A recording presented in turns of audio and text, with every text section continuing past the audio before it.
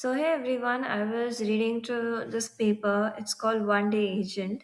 And to understand One Day Agent, I need you to understand the problem when LLMs work with something really huge, like a lot of multimodal tasks, or let's say they have a long horizon based task, or let's say a cross environment based task.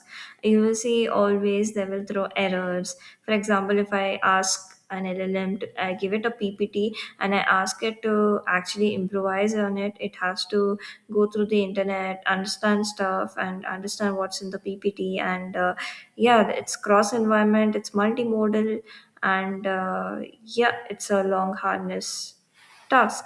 So, how do you avoid for this to fail is by using one day agent.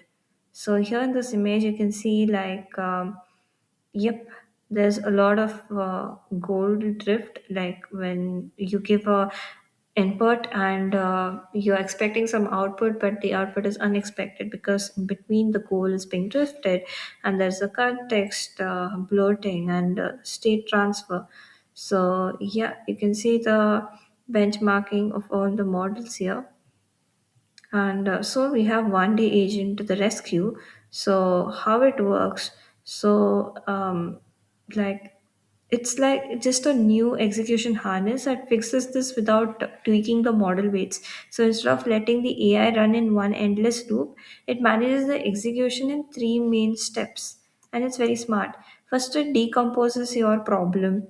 It breaks your complex request into tiny focused subtasks, and then there is an execution memory. It summarizes the huge output so that the context window never overflows. And then there is a verification and repair. So basically, it automatically checks the final files and repairs the errors before handing them to you. So yeah, on screen, the graphic, you can see like how there is a planner executor. So that the whole task is being broken down into smaller subtasks.